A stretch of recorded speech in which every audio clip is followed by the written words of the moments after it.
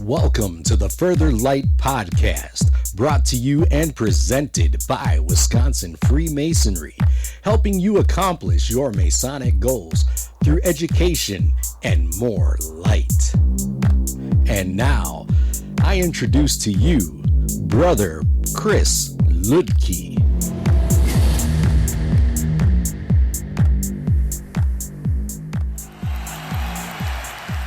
This is Brother Chris Ludke, and today I want to explore the point within the circle, or the circumpunct. The circumpunct, or as it's more commonly known, the point within the circle, is one of the most popular symbols in Freemasonry. This symbol, like so many others, has layers of meaning to it. For the benefit of everyone, we're going to focus on the most basic. And we're going to start with, what is it? What is the point within a circle? As we say, keep your passion within due bounds. The point represents an individual person. The circle, the boundary of that person's passions. A man should stay within this circle. Whenever one gets too close to the edge, or might even go beyond it, then he is no longer centered and strays from his purpose. He is letting his passions control him. The two upright lines represent the two Saints John. Masonic lodges in North America are also sometimes referred to as St. John's lodges. And these two saints represent their core values. John the Baptist represents leniency and compassion, while John the Evangelist stands for strictness and severity. They remind the Mason never to be too lenient or too strict, but instead to leave a moderate and centered life, this idea of balance. So let's look at the origin of the symbol and the idea. The concept of the point within a circle, or circumpunct, is not a uniquely Masonic symbol. It actually has many ancient and modern meanings. It has been used as a symbol of God, used, for example, by the Egyptians to represent the sun god Ra. It is, in some places, the sign of the archangel Michael. It can be the sign of the divine order, and the symbol of the singularity or point before the Big Bang, and thus the representation of that which was before the beginning. It has represented light, freedom, life, good, happiness, infinite, existence, and chaos. Some Masonic authors note that, quote, the symbol is actually based on old symbol of astrology and alchemy. The point in the center represents the earth, which was thought to be the center of the universe. The heavens were believed to spin around the earth, represented by the circle. The two lines represented the summer and winter solstices, the longest and shortest day of the year. For thousands of years, these days were celebrated as feast days in many cultures around the world.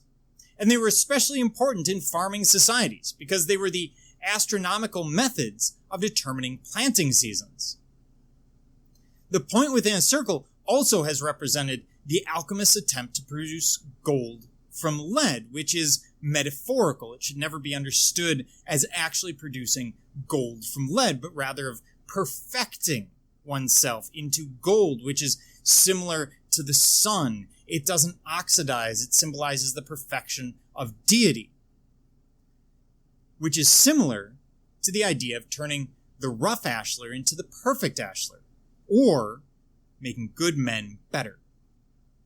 The circle dot, circumpunct, or circle with a point at its center, is an ancient symbol, and it goes on to represent a number of other things. It goes on to represent the sun in Chinese script, or forms of Chinese script. It's also the solar symbol in some traditions. It can represent a nazar, or an amulet believed to protect against the evil eye, or a center of pressure, or a city center. But it has this common trait of center and balance. It could be the end of a trail. It could be the symbol of waterhole in Australian Aboriginal art. In geometry, it's often the symbol for a circle. But now that we've talked about what it is and where it comes from, or where it may come from, or at least where we see some origins, what does it mean? And Masonically, this symbol has several very interesting interpretations I want to go into. The first is an interpretation based on its position within the lodge. In the EA lecture, we're told that there is, or ought to be, represented in every regular and well-governed lodge, a certain point within a circle. Looking around in most lodges, you would actually be rather hard-pressed to find it. Oftentimes, we're looking for something that is physical. We're looking for a symbol hanging on a wall.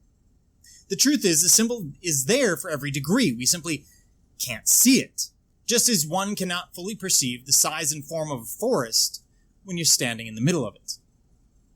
The candid and industrious inquirer will, however, recognize it with a little bit of help. The point within the circle is illustrated in the first section of every degree. The holy writings in individual mason will be easy to spot at the center of the lodge room. The holy writings are the tool to understand his due bounds. The circle is a shadow cast by the lesser lights. The perpendicular parallel lines in this representation are formed by those present. They not only represent the virtues of the holy Saints John, but also that as our brothers have taken the same obligation as we are at that time, they have promised to help keep us within due bounds through their guidance and assistance. We are both the point and the circle. We provide the boundary of our brothers' duties as they provide ours. Though the example of our thoughts, words, and actions, through the example of our thoughts, words, and actions, we act as the borders of our brother's conduct.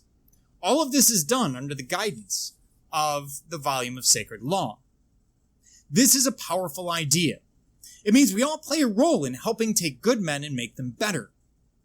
It also means that we must model the tenets and cardinal virtues, so our new brother can learn to control his passions and prejudices, staying within due bounds, and finding a middle way between leniency and strictness, compassion and severity.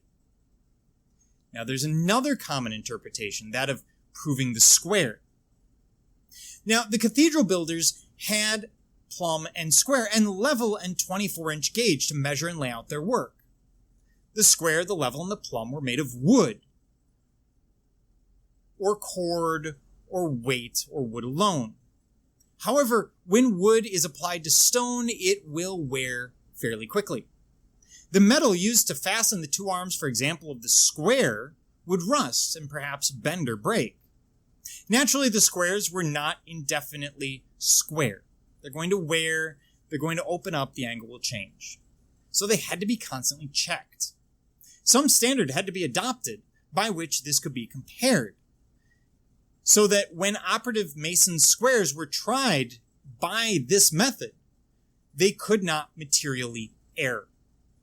The importance of the perfect right angle in the square by which the stone was shaped cannot be overestimated. Operative masons in cathedral building days were largely a matter of cut and try, of individual craftsmen and careful craftsmanship. If one makes a mistake, the building can falter. These builders were erecting their temples for all time because they knew how to check and try their square. So, how did they do it? I mean, obviously you can use Pythagorean theorem, 3, 4, 5, but let me point out something else. Go ahead and draw a circle, anywhere. Even in your mind, that's fine, it will work. With a straight edge, draw a line across through its center and put a dot on the circle anywhere on the circle. So we've got a line through a circle, we've got a dot anywhere on the circle. Connect that dot with the line at both points where it crosses the circle, and you get a perfect right angle every single time, using tools that would have been commonly available and would have had no need to be perfected on a regular basis.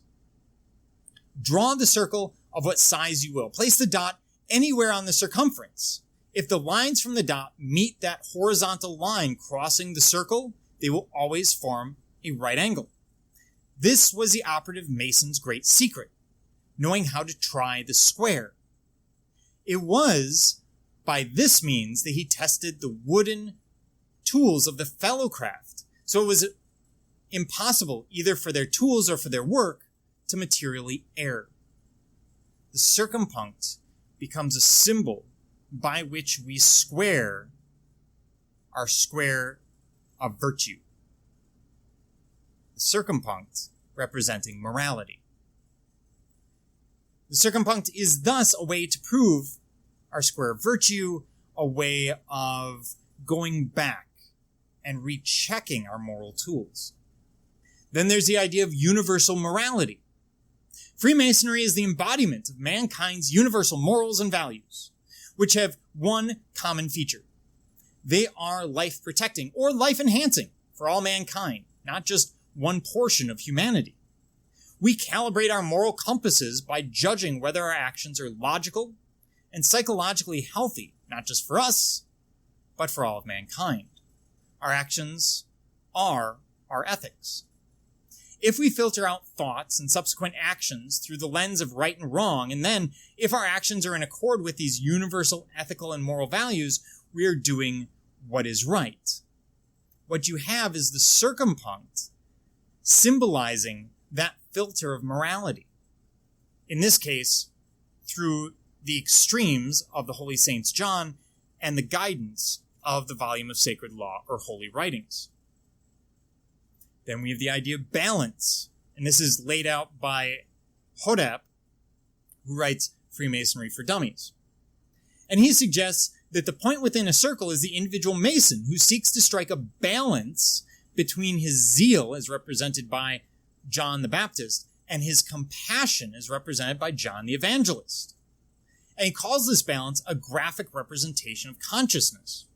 If you've ever known someone who is out of balance, who's obsessed about one thing, you would see that it's problematic. And it could be anything. It could be a life-saving global idea, but if that person has a family and ignores them, that doesn't make them a good person to the family.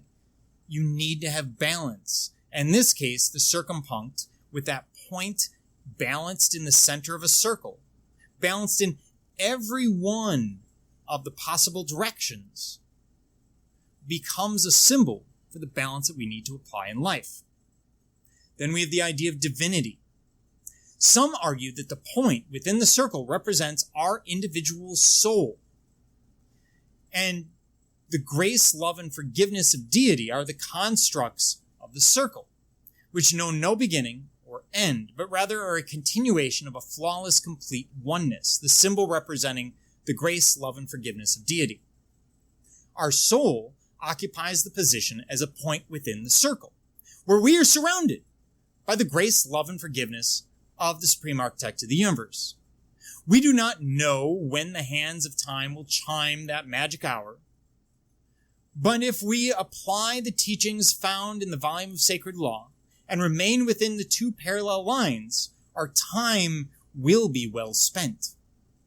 It is when we lose sight of the volume of sacred law and the universal tenets of Freemasonry and reach beyond the circle of morality that we lose our bearings, and then we lose our way, and eventually lose ourselves.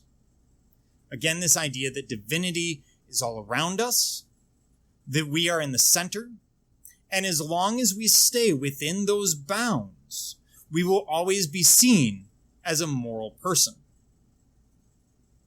So let's draw this to a bit of a conclusion. The point within a circle can have varied meanings, like so many Masonic symbols. Here we've explored 4, but I assure you there are others, some far more esoteric. At the end of the day, this often overlooked image captures the essence of basic craft teachings. All the lessons of the first degree are there. They're in that symbol in various ways, many of which we haven't explored. No matter how you choose to interpret the circumpunct or the point within a circle, I ask that you remember to seek to better yourself by reflecting on and applying this most useful symbol.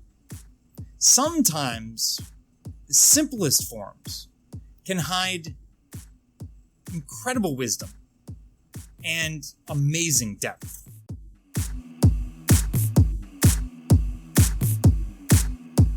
Are you interested in learning more about Freemasonry in Wisconsin?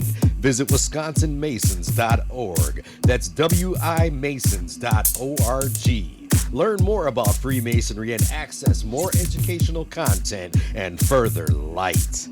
Any questions, comments, or suggestions, please email us at education@wimasons.org. Once again, that email address is education@wisconsinmasons.org. Thank you for listening.